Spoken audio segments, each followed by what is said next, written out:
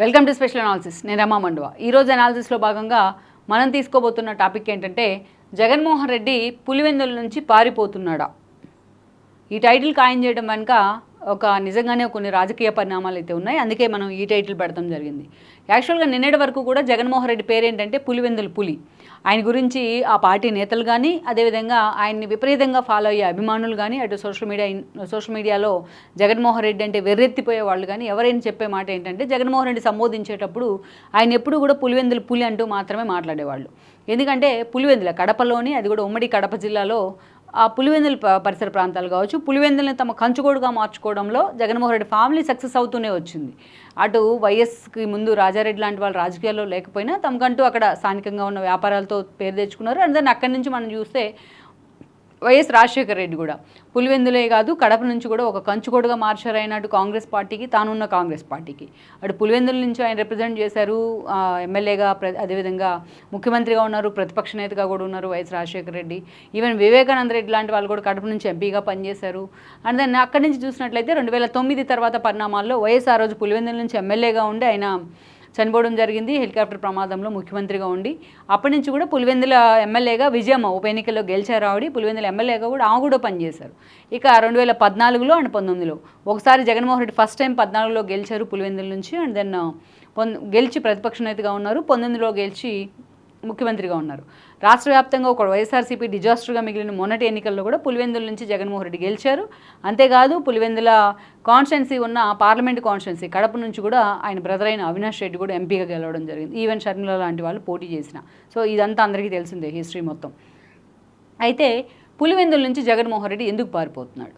ఈరోజు నిజంగా చూసినట్లయితే ఆ పరిస్థితులు జగన్మోహన్ రెడ్డికి వచ్చాయి.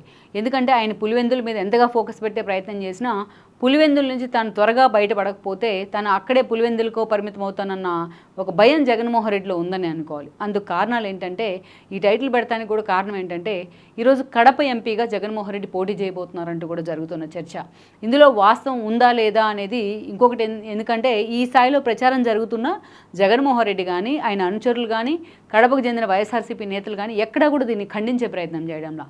అందుకే అందరూ కూడా ఎండార్స్ చేస్తూ ఉన్నారు నిజంగానే జగన్మోహన్ రెడ్డి కడప ఎంపీగా పోటీ చేస్తారా అని. అందుకు కారణాలు ఏంటంటే జగన్మోహన్ రెడ్డి ప్రజెంట్ పులివెందులు ఎమ్మెల్యేగా ఉన్నారు. ప్రతిపక్ష నేత హోదా వస్తుందా లేదా అనేది స్పీకర్ విల్ డిసైడ్. అది అందరికీ తెలిసిందే. ఇప్పటికే రాదేమో అని కూడా జగన్మోహన్ రెడ్డి అసెంబ్లీకి వచ్చేందుకు కూడా భయపడుతూ ఉన్నారు.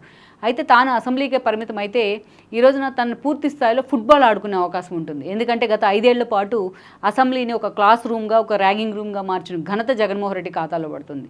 అసలు అసెంబ్లీలో లేని వ్యక్తులు అటు పవన్ కళ్యాణ్ మొదలుకొని లోకేష్ కూడా అసెంబ్లీలో లేరు, ఆయన ఎమ్మెల్సీగానే ఉన్నారు.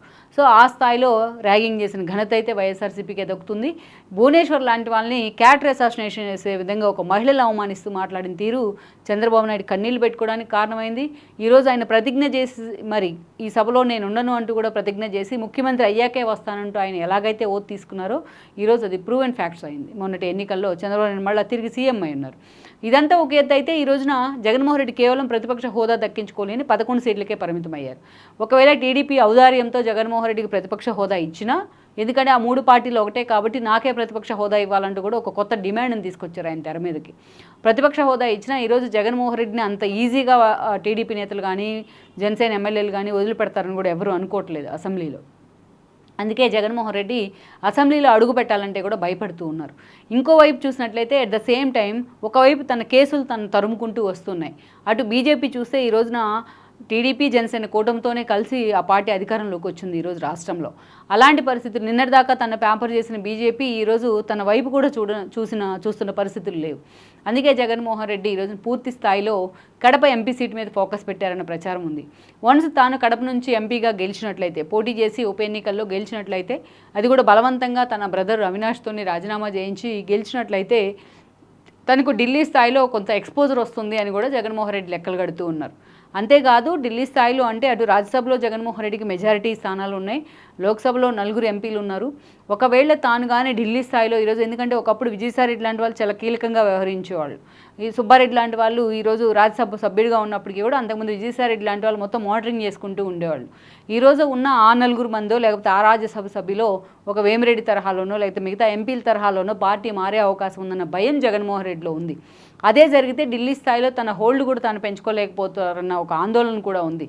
అదే తాను ఎంపీ అయ్యి ఉండి పార్లమెంట్ రిప్రజెంట్ చేస్తూ ఉంటే అటు బీజేపీతో మళ్ళీ తిరిగి యాక్సెస్ పెంచుకోవచ్చు, తన కేసుల విషయంలో కొంచెం పూర్తి స్థాయిలో ఒక లైజనింగ్ చేసుకోవచ్చు అన్న ఆలోచనతో జగన్మోహన్ రెడ్డి ఉన్నారన్న చర్చ అయితే జరుగుతోంది.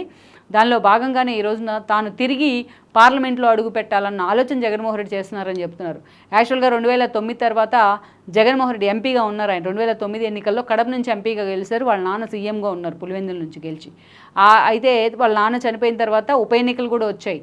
ఆ రోజున తన పదవికి కూడా ఆయన రిజైన్ చేస్తున్నారు. ఆ టైంలో జగన్మోహన్ రెడ్డి 5.5 లక్షల మెజారిటీతో, అత్యంత భారీ మెజారిటీ కడప నుంచి, ఇప్పటిదాకా ఎవరు కూడా దాన్ని బీట్ చేయలేదు. అంత మెజారిటీతో జగన్మోహన్ రెడ్డి మరోసారి ఎంపీగా గెలుచున్నారు.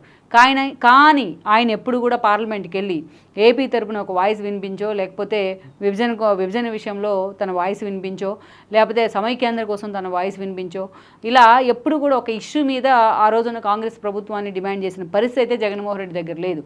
అసలు జగన్మోహన్ రెడ్డి పార్లమెంట్కి అటెండ్ అయిన సందర్భాలంటే కూడా ఎవరికి గుర్తులేవు, ఆయన అనుచరులకి ఆయన సహచరులకు కూడా. సో ఆ స్థాయిలో ఎంపీగా ఉండి ఆయన అక్కడ ఫైట్ చేసిన సందర్భం ఏదీ లేదు. ఇక ముఖ్యమంత్రి అయిన తర్వాత ఎప్పుడు కూడా తన కేసుల విషయంలో ఆయనకు ఒక ఇన్ఫీరియారిటీ ఉంది, అదే ఫాలో అవుతూ వచ్చారు ఆయన. సో బీజేపీని ప్యాంపర్ చేస్తూ వచ్చారు, బీజేపీ ఈయన ప్యాంపర్ చేస్తూ వచ్చింది. ఈరోజు చూసినట్లయితే మళ్ళొకసారి తాను ఎంపీ అయినట్లయితే తాను పూర్తి స్థాయిలో పార్లమెంట్లో మళ్ళొకసారి తన్నేంటో అనేది నిరూపించుకోవచ్చు, తన పార్టీని లైమ్లైట్లో పెట్టచ్చు, జాతీయ స్థాయిలో అటు బీజేపీ లాంటి పార్టీతో లైజనింగ్ చేసుకోవచ్చు, ఇటు కాంగ్రెస్తో కానీ అటు బీజేపీతో కానీ అని కూడా ఆయన లెక్కలు కడుతూ ఉన్నారు. అందుకే ఈరోజు ఏకంగా తన బ్రదర్తో బలవంతంగా అవినాష్తోని ఈరోజు తన తమ్ముడు అవినాష్తో బలవంతంగా కడప ఎంపీ సీట్ నుంచి రిజైన్ చేయిస్తారన్న చర్చ కూడా జరుగుతోంది. రిజైన్ చేయిస్తారంటే అటు పులివెందులకు కూడా మళ్ళీ ఆయన రిజైన్ చేయాలి. సో 2 చోట్ల కూడా ఉప ఎన్నికలు వచ్చే అవకాశం ఉంటుంది. పులివెందుల నుంచి తన తల్లిని నిలబెడతారనేది అయితే ఒక చర్చ. మరోవైపు ఇటు చూసినట్లయితే అవినాష్ రెడ్డి ఎంతవరకు కూడా ఈ ప్రపోజల్, తన అన్న వైపు నుంచి వచ్చిన ఈ ప్రపోజల్కి ఎంతవరకు ఆయన అంగీకరిస్తారనేది అయితే మరొక చర్చ. ఎందుకంటే ఈ 5 ఏళ్ల కాలంలో జగన్మోహన్ రెడ్డికి ఎన్నోసార్లు అవినాష్ రెడ్డి ఇబ్బందులు తీసుకొచ్చి పెట్టారు. ఎన్నోసార్లు రిజైన్ చేయమన్నా, పోలీసులు లొంగిపోమన్నా జగన్మోహన్ రెడ్డి మీద తిరుగుబాటు జెండా ఎగరేశారు. అలాంటి అవినాష్ రెడ్డి ఈరోజు పార్టీ అధికారంలో ఉంటానే జగన్మోహన్ రెడ్డికి ఎదురు తిరిగారు. అలాంటిది ఈరోజు పార్టీ అధికారంలో కూడా లేదు, జగన్మోహన్ రెడ్డికి ప్రతిపక్ష హోదా కూడా లేదు. అలాంటి పరిస్థితుల్లో అవినాష్ రెడ్డి ఎంతవరకు జగన్మోహన్ రెడ్డికి ఆమోదం తెలుపుతారు తాను రాజీనామా చేసేందుకు అనేది అసలు అది కీలకమైన పాయింట్ ఇక్కడ.